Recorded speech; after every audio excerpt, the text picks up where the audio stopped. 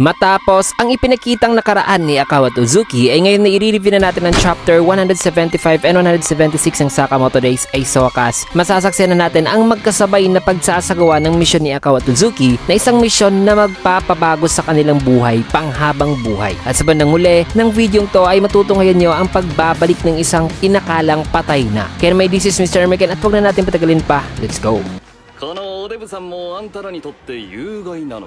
Nagsimula ang chapter dito kay Uzuki na naghihintay sa isang assassin na sinabi ni Asaki noon sa kanya na gusto nitong ipatumba. Isang skilled daw na assassin nang sa ganon ay makakalaya raw ang mga kasama ni Uzuki sa Alcamar kung mapapatay raw ito ni Uzuki. Nasabi pa sa isipan ni Uzuki na ang kanyang target ay dadaan daw dito mga around 5 AM daw, na kaya ba raw niya talaga itong patayin, pero kailangan daw niya kasing gawin ito na hindi raw pwedeng ang kanyang sarili na lang daw lagi ang kanyang pinoprotektahan. Matapos yan ay dumaan na nga ang isang sasakyan na kung saan ay nasa loob pala si Akaw kasama ang nagmamaneho. Nasabi rito ni Akaw na, "Hoy, bakit ba dito tayo dumaan? Hindi raw ito ang kanilang plano." Sabi naman ng nagmamaneho na utos daw ito ng kanilang CEO na deadmahin na raw ni Akaw ang kanilang ruta na tinahak ngayon at mag-focus na lang daw sa kanyang trabaho na iligpit ang mga aatake ngayon sa kanila. Subalit sumagot naman si Akaw na ihinto na ang sasakyan kasi parang may mali raw, nang maya-maya pa biglang sumabog ang isang gulong ng kanilang sasakyan. Nasabi naman ni Akaw na pinasabog daw nila ang kanilang gulong na dapat ay dalhin na raw nitong driver ang kanilang kliyente at umalis na rito kasi pipigilan raw niya ang kalaban na nasa likod. Kaya umalis na si Akaw sa sasakyan na kung saan ay may kita ang isang tao na sabi naman ni Akaw na mabilis daw itong kumilos sapagkat nagawa siya nitong masipa na tumago siya dito mga kaibigan sa pader ng isang abandoned building. May kita naman si Akaw na agarang minintain ang kanyang balanse, subalit may isang pamilyar naman na armas ang biglang ibinato sa kanya na naiwasan naman ni Akaw na sabing, "Teka, nakita ko ng armas na ito noon na." Kaya nang nasipa niya ang bandang mukha ng lalaki, ay dito niya nakita at namukhaan si Uzuki. Kaya ay napahinto siya at napasabing Kay. Subalit si Uzuki ay patuloy pa rin sa pag-atake dahil na nagtagumpay siyang masaksak si Akaw. Direkta mga kaibigan sa puso nito. Nagulat naman si Uzuki na sa pagbagsak ni Akaw ay nakita niya na si Rion pala ito, kaya nilapitan nito kagad na sabing, "Rion, bakit nandito ka?" Humiti lang naman si Akaw na sabing hindi na masama para daw sa isang talon na emo. Lubos naman ang pagkagulat ni Uzuki na sabing, "Hindi, Rion,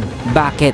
Bakit?" Sagot naman ni Rion habang sinusubukan nitong maidampi ang kanyang kamay sa mukha ni Uzuki na sabing, "Patawad Kay. Gusto ko lang na protektahan kayo upang ang mga mabait na tao ay mananatiling mabait." Na nang nasabi ito ni Akaw ay binawian na ito ng buhay. At habang di pa rin makapaniwala si Uzuki ay dumating naman si Asaki na sabing, "Wala kang karapatang malungkot. Ang kalokohan mong desisyon ang nagpahamtong sa iyo sa ganitong sitwasyon. Huwag ka nang humiling pa ng kapayapaan at kasiyahan. Hindi mo talaga matatakasan ang mundong ito." Hindi naman sumagot si Uzuki at tumayo lang na nakatalikod ngayon sa bangkay ni Akaw. Pero bago muna yan mga kaibigan, kung gusto nyong manood ng mga movies o TV series up to the latest shows mga kaibigan, pati ng mga sports at especially anime, ay ang lahat ng yan ay mapapanood nyo sa UCine. Isang platform na nagpo-provide ng napakaraming palabas na kung saan ay makakapag binge watch kayo. Kaya pindutin nyo lang ang link na iiwan ko dyan sa pinned comment at once na napindot nyo na ay pindutin nyo ang UCine para ma-download ito. Maraming salamat. Now let's get back to the video. So matapos nyan mga kaibigan ay mga ilang minuto matapos ang pag-alis ni Asaki ay dumating naman si Sakamoto. Nasabi pa rito ni Uzuki habang nagnanarrate siya mga kaibigan na sasama daw sana siya noon kay Akaw sa libingan, na iyon daw sana ang kanyang kapalaran. May kita naman si Sakamoto na galit na nakatingin kay Akaw, in which ay ang eksenang ito ay ang na-review na natin noon sa nakaraang chapters na past ni Sakamoto. Na matapos nung binaril ni Sakamoto si Uzuki sa katawan nito at hindi sa ulo gaya ng hiniling ni Uzuki sa kanya, ay sabi pa rito ni Uzuki na matapos raw ang insidenteng yon ay doon niya nalaman na may isa raw pala siyang rare condition na tinatawag naman na situs inversus. Isang kondisyon na ang mga major organs daw ng kanyang katawan ay baliktad ang pagkakaposisyon, na 10,000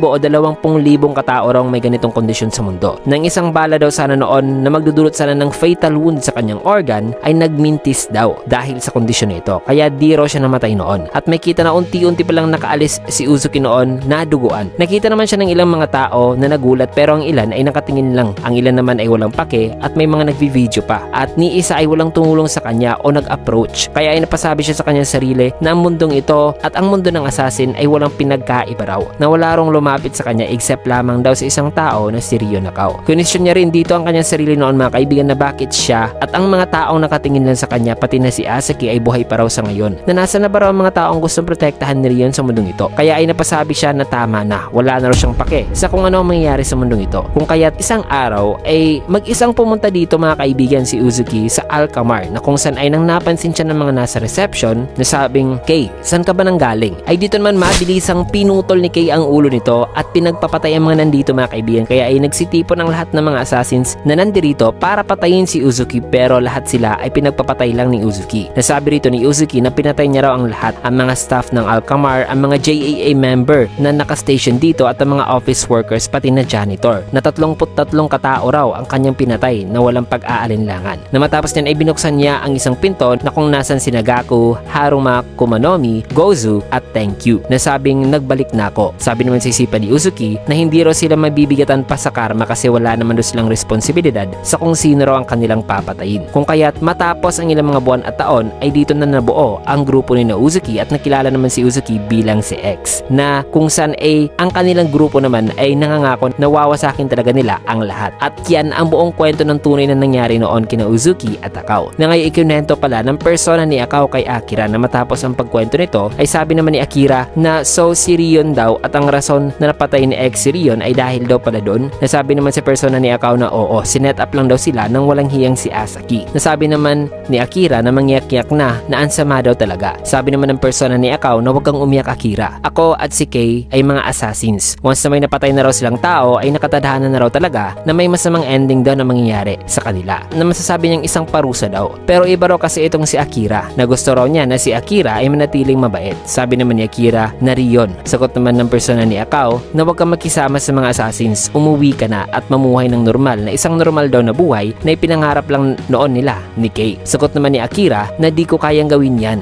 di ko kayo kayang i-abandon. Nasabi naman sa isipan ng persona ni Akao na napaka-hassle daw ng mga mababait talaga na tao. Sabay pinat niyang mga kaibigan ang ulo ni Akira. Matapos niyan ay dito naman sa isang lugar kina Granny Mia ay bumalik na sa pagiging mataba si Sakamoto at nag-uusap-usap dito si Shin na kung magagawa raw nilang isang chain ang Sakamoto store sa buong Japan na para raw 7-Eleven, eh siya raw talaga ang magiging manager sa store number 2. Nasagot naman ni Hisuke na ayos, then doon din daw siya magtatrabaho. Sagot naman ni Shin na wag kang ganyan, marami pa namang store, pwede mo namang i-manage ang store number 3. Nasabi naman ni Hisuke na ako, manager. Sabi naman ni Lu na siya naman daw ay sa isang store naman na nag-specialize sa mga Chinese ingredients, na Sakamoto's Chinese store daw. Sabi naman ni Shin na nice daw. May kita naman si Wutang na nakatingin lang sa kanila na wikang, teka, seryoso pala talaga kayo sa pagiging chain ng store ni Sakamoto? Na para i-take over daw ang JAA ay kailangan daw talaga nila na talunan ng mga order, diba? Na kaya ba raw nila itong gawin? Nainis naman si Shin na sabing tumahimik ka nga, nag-i-imagine lang sana kami dito sa fantasy world namin, okay? Natigilan na raw nito ang pagiging KJ, bagay na nag-agree naman si Lu. Nasabi naman ni Wutang na ganun ba? Sabi naman ni Shin na alam naman daw nila ang bagay na yan, na si Mr. Sakamoto lang daw talaga ang may kakayahang lumaban ngayon sa order, na kumpara sa kanilang sitwasyon ngayon ay wala raw talaga silang tsansa. Na kung ganun ay dito na sinabihan ni Shin si Sakamoto na magsimula na raw sila sa kanilang pangmatindihang training daw, na kahit ano raw mangyari ay gagawin daw nila ito. Nasabi naman ni Hisuke na ganadong-ganado ka. Sabi naman si isipan ni Sakamoto na intensive training, na may punto raw si Shin na ngayon ay halos di raw kaya ni na Shin na maprotektahan ang kanilang mga sarili. Pero itong dalawa raw ay may kanya-kanya naman daw estilo, pero di naman daw gaano kadami talaga ang kanyang kayang ituro sa kanila, na actually pati nga raw siya ay kailangan raw mag-ensayo para mabalik siya sa kanyang prime. Matapos niyan ay habang nakatingin si Sakamoto sa isang TV show tungkol sa master and student sa Kung Fu, ay sabi naman dito sa kanyang isipan na kung sana lang ay meron daw siyang master. Matapos niyan ay dito naman sa isang ospital ay may kita naman si Kindaka na nasa state of coma, habang ang apat na mga JAA assassins ay nagkikwentuhan dito na nakatayo. Nasabing sino ba itong invalid na to? Sabi naman ng isa na wag daw itong mabahala sa mga bagay na wala naman daw dapat silang pake. Ang kanilang trabaho lang daw ay ang patayin ng traitor na Sinagumo, na according daw kasi sa Intel Department, Sinagumo raw nagbabayad sa hospital bills ng pasyenteng to. Nasabi naman ng isa na totoo, so napaka-special daw siguro ng taong to para kay Nagumo. Nasabi naman itong isa na mukha nga, so kung dito raw sila mag-e-standby sa invalid na taong to ay maaaring lalabas daw talaga si Nagumo. Sumagot naman ang lalaki na kasama nito na wikang interesting, at ang lalaki ay si Nagumo pala na nag-disguise mga kaibigan. Kung kaya't mabilisan ang pinutol ni Nagumo ang ulo ng lalaki, na nagulat naman ang mga kasamahan nito, kaya agarang bumulot ng baril itong dalawa, na kung saan ay kinuha naman ni Nagumo ang kumot at inihagis ito sa dalawang lalaki bilang distraction. Sabay dumaan si Nagumo sa may ilalim ng hospital bed at pinagpuputol ang mga binti ng dalawa, na matapos niyan ay nagpunta siya sa kanilang likuran at pinagsasaksak ito. Na seconds later ay patay na ang lahat mga kaibigan. Nasabi naman sa isipan ni Nagumo na mukhang ito na raw ang huling time na makakapag-visit siya dito, kasi nagawa lang daw niyang mabayaran ang hospital room na ito dahil daw sa kanyang privilege bilang order member. Pero since na natanggal na raw siya o wala na siya sa order, ang kanyang access boses ay wala na rin daw. Well, ngayon daw na nakumpirma na rin daw nila na patay na talaga si Akaw o nakumpirma na nila ang pagkamatay ni Akaw, siguro ay di na raw nila kailangan pang panatiliing buhay itong si Kintaka. Sabay inalala ni Nagumo ang kanilang nakaraan, kaya tumayo na si Nagumo na sabing paalam Kintaka. Subalit bigla namang hinawakan ang kamay ngayon ni Nagumo, bagay na gumulat naman sa kanya nang makikita na nakahawak ngayon si Kintaka sa kanya na unti-unti namang dumidilat at nagsalita na sabing Nagumo, ano na ang sitwasyon. So in a shocking situation mga kaibigan na kung saan ay i-unplug na sana ni Nagumo ang machine, ay bigla na lang na nagising si Kintaka mula sa napakatagal na pagkakakoma. Ano kayang mangyayari gayong nagising na ngayon si Kintaka at ano ang gagawin ni Sakamoto para lumakas talaga? Yan at marami pang ibang ating matutong ngayon sa susunod na chapter, kasi dito mo natin tatapusin yung video sa last panel na ito. Kaya naman kung nagustuhan yung video, kinigat a like, comment, subscribe na rin for more videos like this. Maraming salamat and see you guys again on my next video.